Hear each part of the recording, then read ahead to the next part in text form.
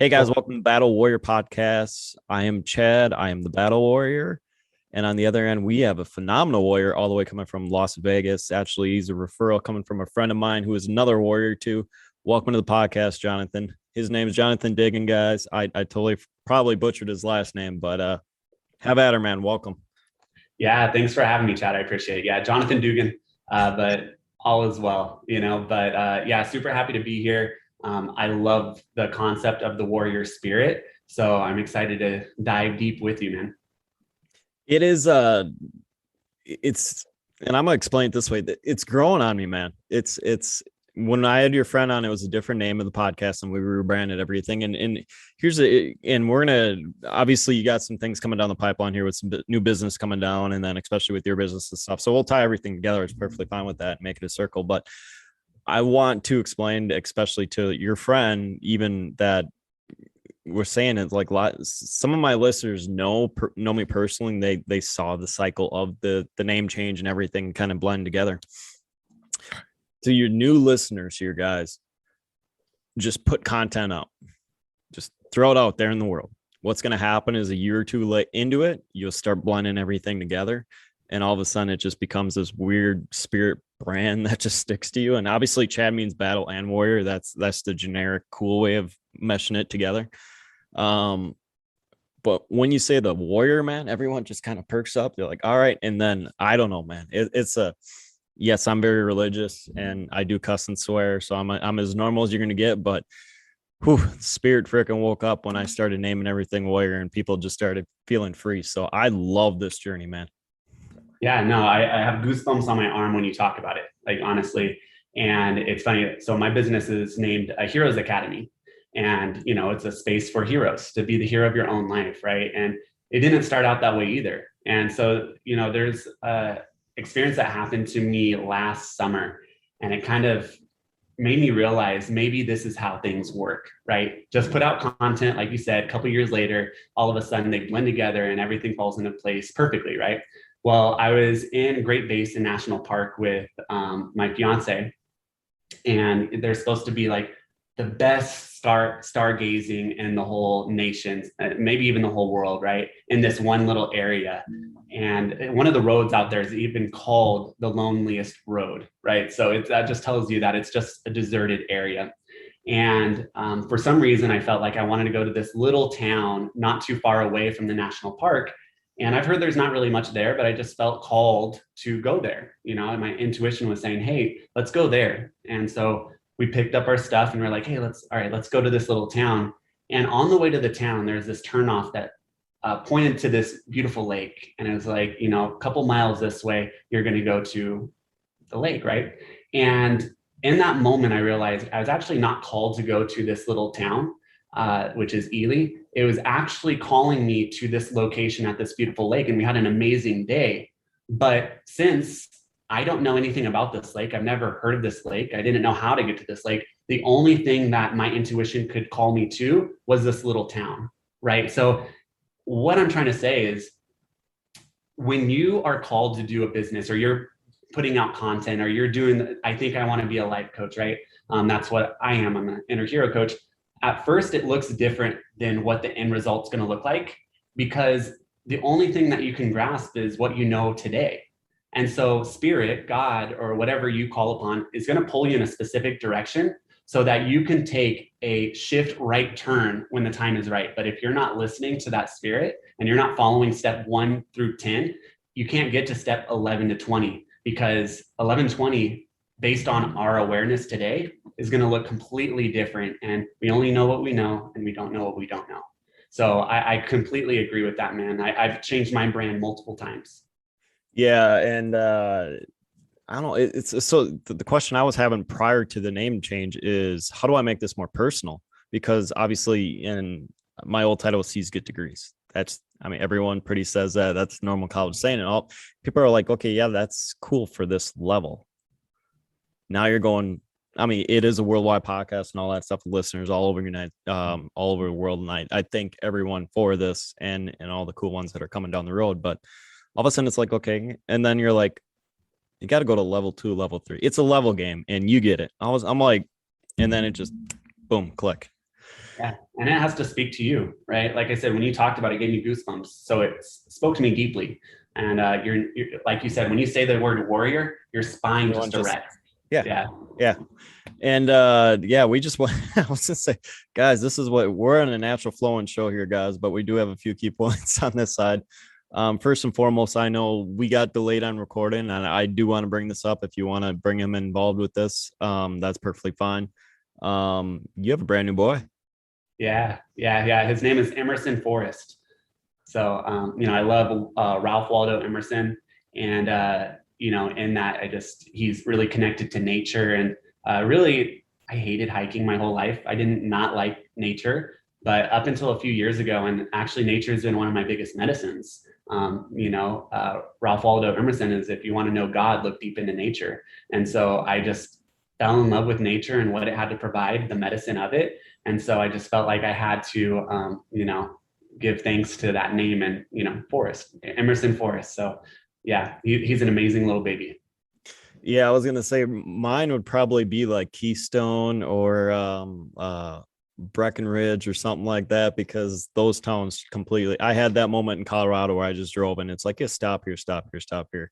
And you brought up another city name too I'm very familiar with, which is Ely, but I'm used to Ely, Minnesota. So I don't know if that was the one you were running to, but I'm sitting there, I'm like, they're both spiritual towns that are very close to me, because Ely, Minnesota, it's pretty much you're an hour from the border into, they call it the Iron Range, but you're hour from Canada, but you're in the boundary water. So you have all the nature and the moose and all that stuff. So it's a whole different beast up there. And it's tough to explain if you haven't been there, but it's just animals everywhere. And then Colorado is just a sense, and you're near it, but there's a stretch in Colorado, and I could talk for days on how spiritual awakening on that stretch. I think it's like Highway 9, Highway 8. I don't remember what it was, but it's from Dillon, Colorado to Breckenridge and Keystone and all them. So you have all the big, big, big ski hills. And I went in the summer, so I didn't see the caps. And it's just, it's tough to explain, but yeah, you're sitting on top of a mountain, just seeing a world. And that's where it just clicked. Not the name change click, but like where I'm like, dude, I'm all in. Like, I'm all in. It's done. Cause I saw these people even out, and I know you're out in the Western coast a little bit, or Central West. I don't know clarification what they actually call that. Yeah, I would say West Coast. Yeah, Okay. Nevada is right next to California, so I would say West Coast. Yeah, and you get it because the mountain range are near you. You just drive in it, and it's just a sense of freedom. And then you see these vans where people are just happy, and they could be making 100,000, 150,000, 200,000, $1 million, whatever, and they have this conversion van. They're like, yeah, dude, I just go to the park, camp, whatever. I'm like, what? That's life.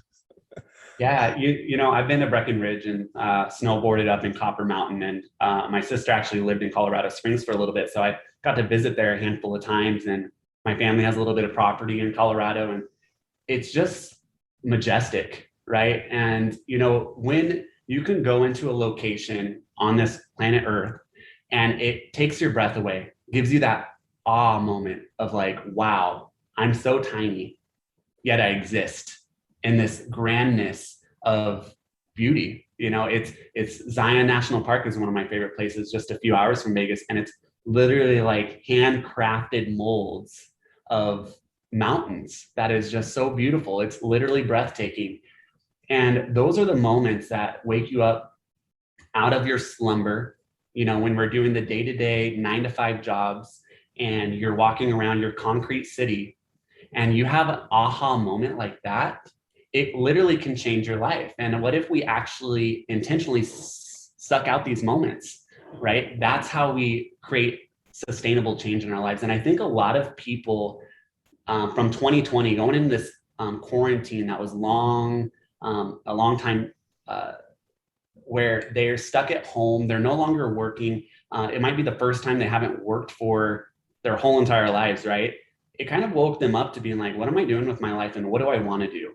And a lot of people because Red Rock National Park is in Las Vegas, and it's one of the it's a world-class rock climbing area.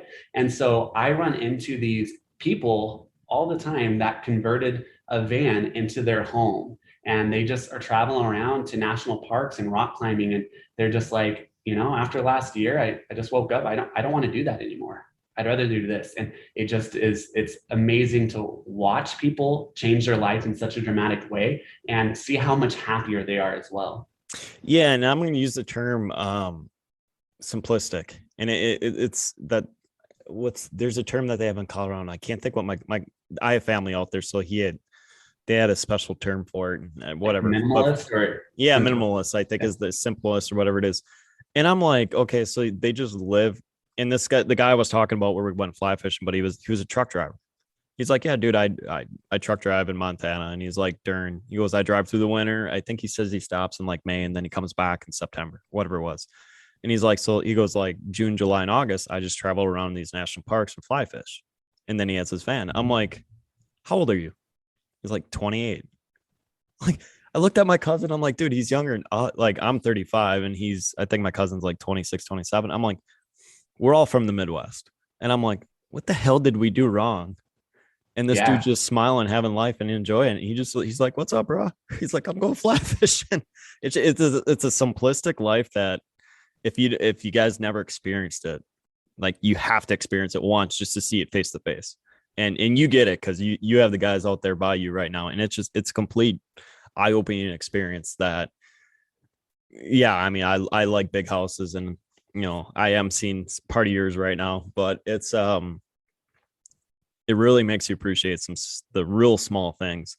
And honestly, man, I'm gonna dig in your notes here and we're gonna tie it into, because I know it started, if you didn't have these changes that we're talking about right now, you and me both went through a little dark patch. And explain, I have exactly what happened, but I'm not even gonna go word for word, man.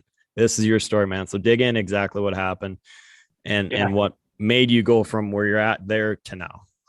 Yeah. I'm born and raised in Vegas. So Vegas kind of makes you grow up really early, fake ID at 17, 18 years old, born in a very conservative Christian household. Went to church my whole life, a church that they teach you how to speak tongues and, I love church, I went to every week and loved worship music and got married at a very young age, very successful in sports. I lived a white picket fence lifestyle. I did everything that I was supposed to do my whole entire life. And I achieved everything that I said I was going to do. And when I was 25 years old, my childhood best friend since I was 7 years old, he suddenly passed away. I get a phone call from his sister one morning and she's like, hey, Dugan, Michael's dead. Michael died last night. And it just completely took my breath away. I remember getting off the phone. I fell straight to my knees. My chest clamped up. I couldn't breathe. And I went upstairs. I was married at the time and tried to tell my wife what happened because we both actually worked with Michael at Gordon Ramsay Steak. We were food servers with him. So we saw him every day. He stood by us next to our wedding, in our wedding. And I tried to get the words out and I couldn't speak. I just was sobbing. And I don't think I've ever cried like that in my life. I'm the type of man that, my father, I never saw him cry. He said, suck it up. You don't cry as a man, you hold in your emotions. And so I was always happy, go lucky motherfucker, that you literally all you did was see him smile. Right. And for the first time I let my guard down and I cried and I felt a deep sense of loss. And what it really made me do is feel life for the first time, like fully feel life. And it was on a spectrum of a very dark, heavy loss. But what it did was open me up to the other side of life as well. There's this thing called duality, right? Without death, do we really understand life? Without losing a loved one, do we understand the appreciation that we have when we have the loved ones with us on daily moments? So I asked this question to myself after my friend died. If I would have switched places with Michael, would I be satisfied with the life that I lived? Did I meet my potential? And the answer was no. And so in that, it showed me my deepest fear. And it's not to die, but to die without fully living. And I started constructing a life that was full of meaning and purpose. And I asked those existential questions of who is God? What is God? How does God work? And who am I? What's the point of life? And when you ask questions with an elevated emotion, you'll be surprised how quickly these answers flow into your experience. And so I started unfolding these answers slowly. I started reading for the first time in my life. I started listening to podcasts. I started listening to audiobooks, and I got obsessed with learning. I always had this self-talk of, I'm not a good reader. I'm street smart, not book smart. I'm a jock. I don't need to be, a good learner. And I just demolished all of those limiting beliefs. And I fell in love with expanding my mind. And and that's really where my journey started. And it was kind of a snowball effect after that, where even though kind of what you just said is like, why didn't I start this years before? The person that, he's traveling around and fly fishing, why didn't I wake up to that reality before? We don't know that we're asleep or dreaming until we wake up, right? We just live in the dream realm. We don't know that we're sick until we're healed sometimes. And I didn't realize how sick I was so long doing all the right things that I was told to do. I lived in the program, or some people call it the matrix, right? And when I woke up from that space, I realized, actually, I think I could change my life and I can make a difference in the world and help other people wake up to this reality. My friend was supposed to do it with me, but now that he's not here physically, that means I have an obligation to move on and actualize on the potential inside of me rather than let it die dormant. And so, from then on, I just started doing things different and I got different results. I think people I don't want to say don't fail to recognize, but I think people don't understand how to let loose and be free. And it's not so much that they moments like and I'm going to use this for example. So like, cookie cutter people go to college, have a couple of kids right away, have a beautiful ranch, have, trucks, boats, whatever toys. I mean, we can go up and down the whole area. I know here in the Midwest, that's what it is. Like a $250,000 ranch, couple houses, whatever. There's people I know. Yeah. The people I know, there's beautiful, they're enjoying it. They're smiling. They're happy. They're living a very conservative, not, whatever party you guys are part of, but I'm just a very under the budget type life. And there's happy. And then there's people like me and, a handful of my friends and even, a family member now that life hit you. And then you realize that's not the life I want. Or it's like, okay, so the world's a lot bigger than just that block you live on. And I think what happens is, and I'm gonna explain it this way, like looking down, because I had this, like we all had these aha moments, but like once people, and this is the reason why I used like the Battleware Facebook group, it's like all of a sudden you just label and people just feel free. And all of a sudden you just see more people just start realizing that there's a whole different world out there. And the confidence comes back and the smile comes back. And it just like, for me, it's like once, I don't want to use the term woke or awaken because that's being generic now, but it's like, old wrestling term where it's like, oh, I'm awoke and it wakes right up. But it's tough to explain if as a listener, guys, or like anyone that's listening, if you haven't experienced it, like a lot of these things we're talking about, you have to experience face to face or in person or on a trip, whatever it is. So it's like, I'm starting to see it now where people are like, hey man, whatever you're doing, keep doing it. Or it's like, and yes, last night I did get stuck in a rut, guys. So I did get called up on one of my phone calls, one of my networking groups I'm part of, realize that I do coast at times. And like we said earlier, life's levels, and all of a sudden you start plateauing. You have to go to the next one. But it's just amazing. It's amazing when that switch happens. Well, I mean, it's just like, I know that you work out, right? So when you work out and you're building muscle, there is a plateau that happens and you have to switch up your workout, right? It's the same thing in life. You wake up, right, to this whole new reality, but sometimes you take naps and you fall back asleep sometimes. And, you have to switch up your routine to make it fresh. And then you look backwards and you reflect and you're like, damn, I didn't even realize I was sleeping for 3 months. What was I doing in those 3 months? And I realized what's important to me again. And it's just wild, but that's part of the journey, right? It's the waves of life. So you have the high tides and the low tides. And I think it's really important for people listening out there is not beating yourself up when you start realizing that you were just in one of those low tides, right? You have to ride the wave when you're inspired and you want to take a lot of action. but we also need rest, right? We're coming into the fall season right now where we're shedding leaves. Then we're going to go into the darkness of winter where it's the coldest time of year. And then what happens?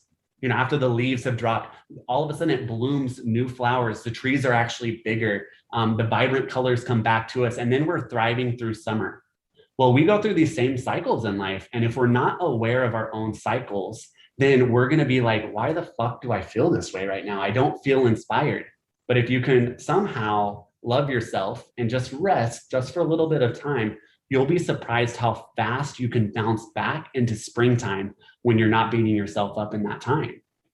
Yeah, and and I'm gonna explain the reason for my spiral lately is because I have a lot of due dates for January 1st. So just like you, and you have a beautiful project coming out here December 2nd. I do want to mention that because it's the reason for the podcast here. But I have mine coming early January. So like all the author stuff's due this week.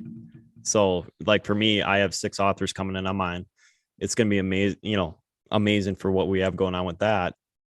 November 1st is the cutoff date for the author submissions. So I'm like, okay, this is I did the foundation part. Now it needs to go to the next stages. So like that's situated. I'm not going to, I'll talk about the businesses after when we're done recording here, but like there's many things come on January 1st. So like my mind's like, you built up all this energy to get everything situated.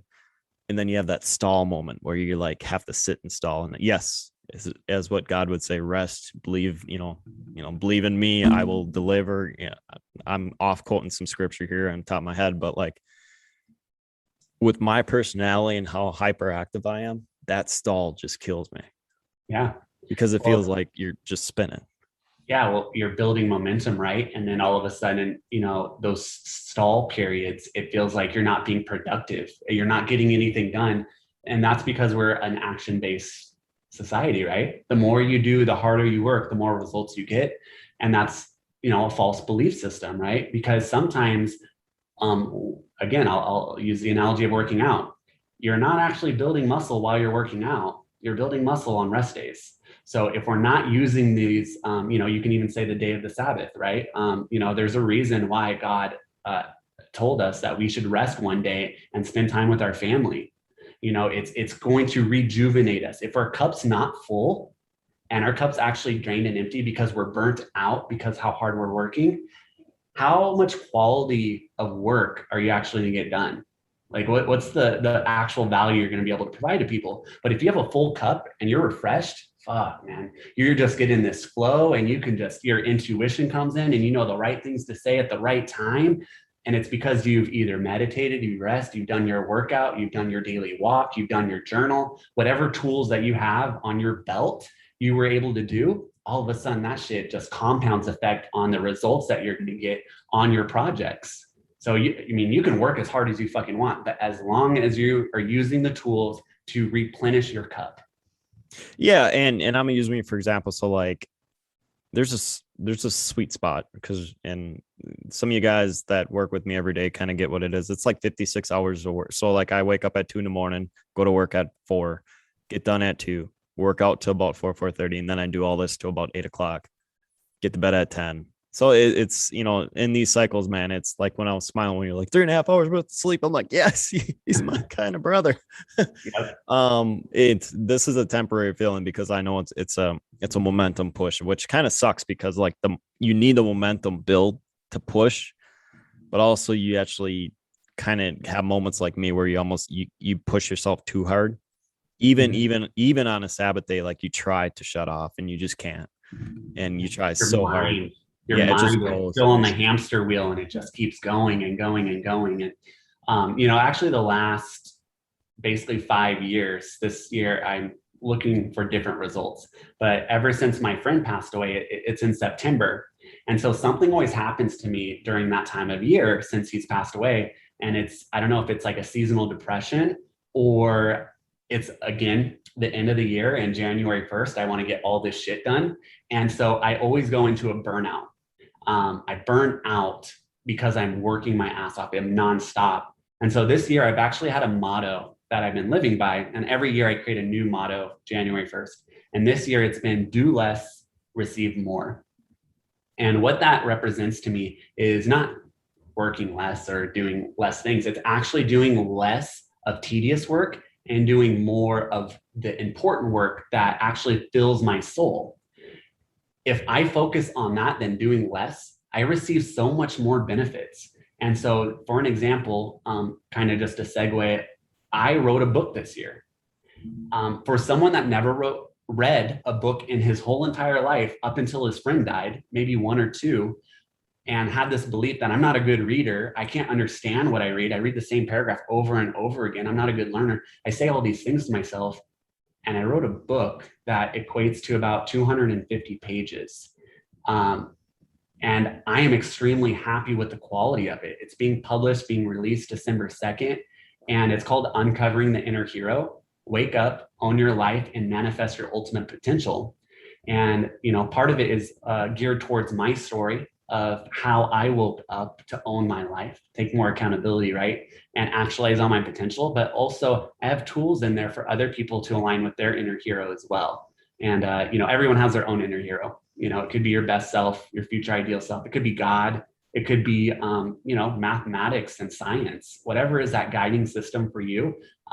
We are designed to be the hero of our own life. And externally, we're not going to find that. We have to look into the mirror, into those eyes, deep into your own soul, and understand your own self, right? Know thyself. And so, man, it is a very powerful experience doing less this year. I stopped doing my podcast this whole year. Last year, I was on a roll doing my podcast, Moments of Aha. And, I just stopped everything. I was like, I just want to focus on one project this year. And that has led to so many doors opening up. I can't even tell you, because I honored this story inside of myself to be released. And again, it's being published. I found an author that we're doing an NFT project together, and Joey Bajelli and a handful of other people I have a team with, and it's just unfolding so beautifully. And I'm so excited what the future holds, not just for whoever needs to hear the information in this book, that it is going to be life-changing if they implement these tools and concepts. Okay. Hey guys, I hope you enjoyed this podcast. And the theme of this podcast, guys, is just realizing that the abundance is inside of you. So there's abundance everywhere, guys. So if you want to get a hold of Jonathon, please, where can people get a hold of you? Yeah, you can go to Instagram. It's Jonathon.Dugan. And my name's spelled a little different. So it's Jonathon, period, Dugan, Dugan. That's the same name that you're going to get on Twitter. Follow me on Discord at Heroes Academy. And jump in the community, because we're about to revolutionize not only personal development, but connection with communities and spirituality, and how we can evolve each other into our best version of ourselves, which I call the inner hero. And I'm going to copy this from Manny Presale, because it's the best line. If you guys know the feed, download this, share this podcast, get it out, guys. This is phenomenal information we have between both of us here. So once again, guys, thank you very much for downloading this episode. Yeah. And also, don't forget, my book is released December 2nd, and you can get that book at jonathondugan.com. Is it going to be in Amazon too? It will be, yes. Ebook definitely. And everything else? Yeah. Pre-order, pre-sell is November 11th. And if you decide to get the pre-sale book, you actually go into a raffle to win your own NFT as well, or even a 4K camera to do a YouTuber starter kit. So there's a few beautiful opportunities to actually get it pre-sold at November 11th. All right, man. Hey guys, like I said, just pay attention to this. We're going to have the information on the bottom of the podcast here. First and foremost, man, thank you very much. I'm going to have you back, because I know you and we brought up Joey's name now, but both of you guys are phenomenal, good brothers. So I enjoy having both of you guys on the podcast here. So for sure, you'll be back for episode 2.